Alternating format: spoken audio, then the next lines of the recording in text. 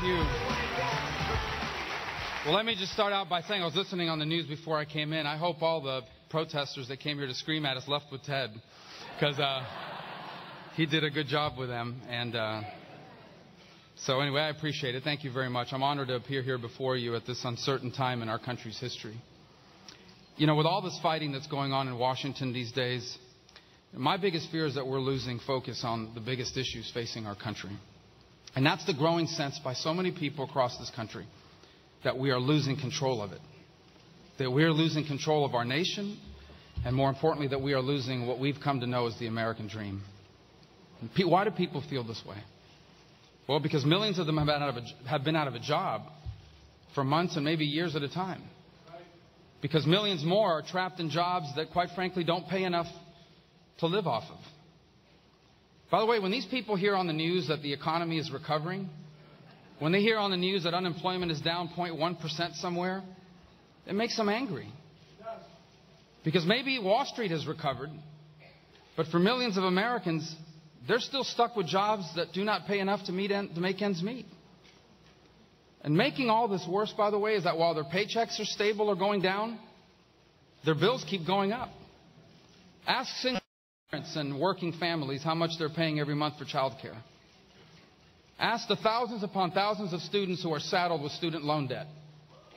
I know that. When I graduated, I had over $100,000 in student loans, which I paid off last year with the proceeds of my book, now available on paperback, in case you're... So, you know, how do people make it through when they face this stuff? You know, I faced a rough patch like that. A couple years after Jeanette and I got married, we faced a difficult moment. We got rid of a car. We moved in with her mom for 6 months. Sound familiar? From time to time, we've had to do that. But we've done that temporarily. Now you have millions and millions of people who feel like they may have to do that as a new way of life. And so they ask themselves, is this the new normal? Is this the way things are going to be in this country from now on? Because that's what people are wondering these days. That maybe the American dream will never be what it used to be. So we ask ourselves, why is this happening? And there's a lot of reasons. Globalization has changed the nature of our economy. You have all these jobs that have gone overseas because of cheaper labor costs. Millions of jobs have been replaced by machines. Go to your local grocery store. There are less cashiers and more of those self-checkout counters. Too many people never got the education or the skills they needed for the jobs that the new economy is creating.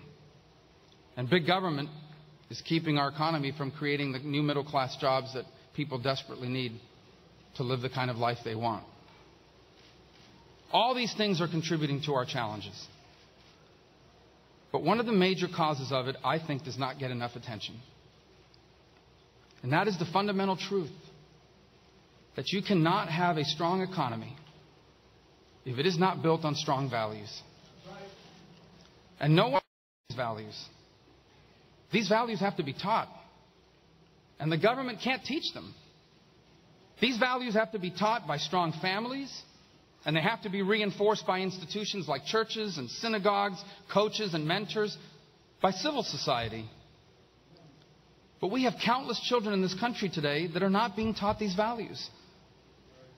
Because our society is breaking down, and our families are falling apart. And as a result, our country is paying a terrible, terrible price. Now, the liberal answer to all this is just have the government spend more money. And look, there's a role for government. But no matter how much money the government spends, it will never be able to take the place of parents and strong families. Amen.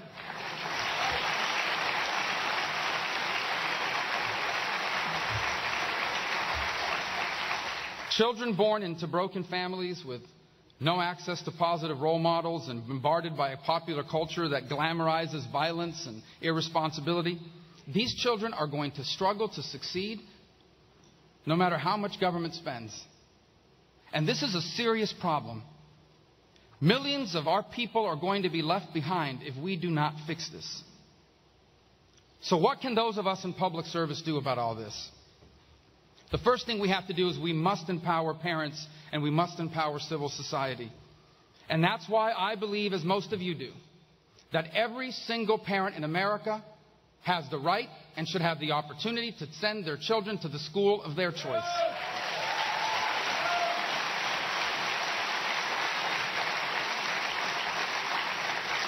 Second, we need to make sure our government programs encourage work, not dependence. We support a safety net to serve those who cannot help themselves, to serve those who have fallen so they can stand back up on their own 2 feet and try again.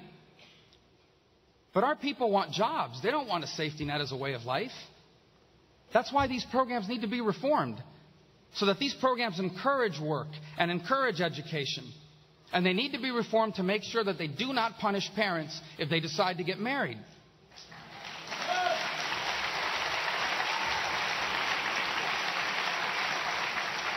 By this point, I had hoped someone would have heckled me so that I could sip some water, but... All right. That should get me through. The third thing I think we really have to do, and this is perhaps most important, is our leaders have to stop ignoring the impact that culture is having on our nation. Now, let me tell you the reaction I get to that from some. Some say that this is nothing more than an effort to impose mine or your or anybody's religious values on others. This is not about imposing values, because these values don't work unless you really believe them.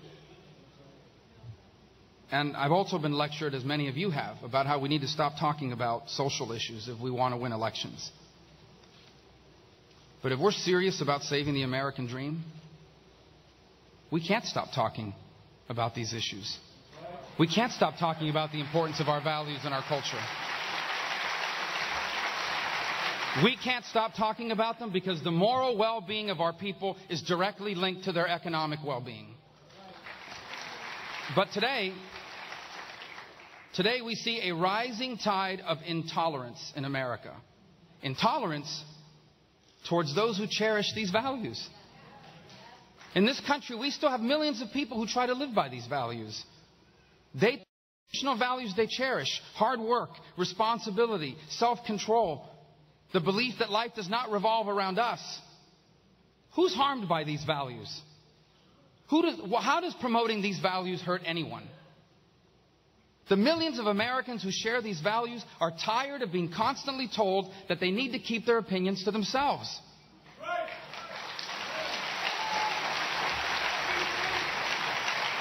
On issue after issue, they are expected to be tolerant of others, but increasingly, our culture is intolerant of them. This is not about imposing our religion on anyone. In America, you have the right to worship any way you choose. That's why virtually every faith and every denomination on earth has a presence in our land. You have a right to not believe in God at all. But I believe Jesus Christ is God.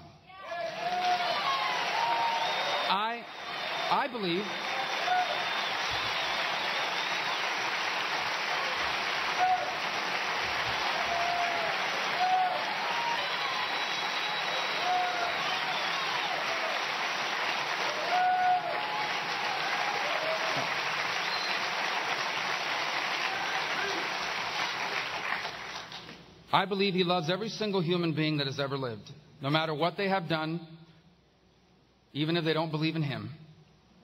That's why He suffered a brutal death and He resurrected from the dead, to erase the sins that separate us from Him. I respect the rights of those who do not share my beliefs, but to teach my faith to my children and to share it with anyone who will listen, that is my right too.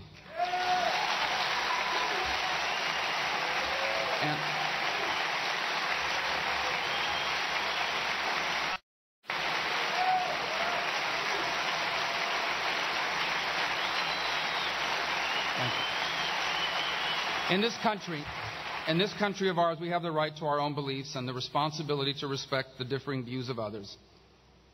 But if we want to save our country, we must all realize that the breakdown of our culture is trapping millions of people in a cycle of poverty and dependence, and together we have to do something about it. Let me close by saying that this dream of a better life that we all share It's really the universal hope of people everywhere. For much of human history, most people were trapped in the circumstances of their birth. Whatever your parents did for a living, that's what you were allowed to do. Picture that for a moment, living in a society where what you were going to be in life was determined for you before you were even born. No matter how hard you were willing to work, no matter how much talent you had, it didn't matter. Because in that society, you were only allowed to go as far as your family before you. Picture for a moment living in a place like that.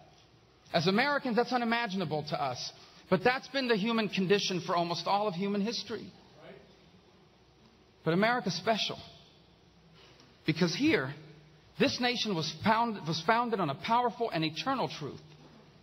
That every single one of us has the God-given right to life, to liberty, and to pursue happiness.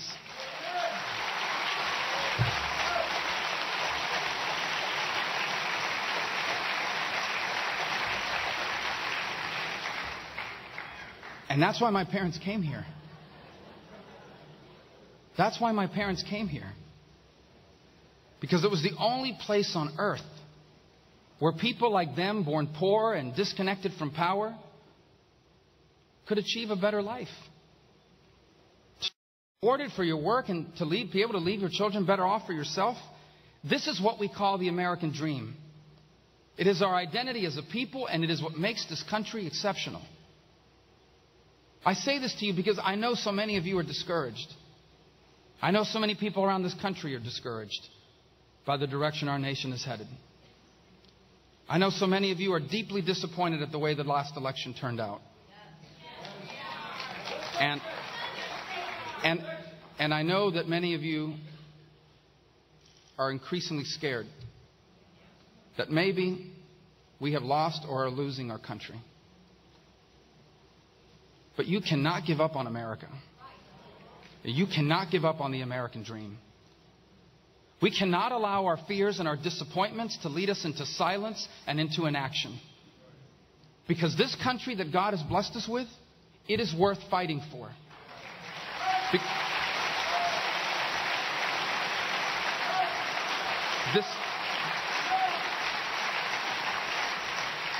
This special place that we call home, it is worth saving. And I want you to know something. Despite everything that is going wrong in our country today, I believe with all my heart that God is not done with America yet.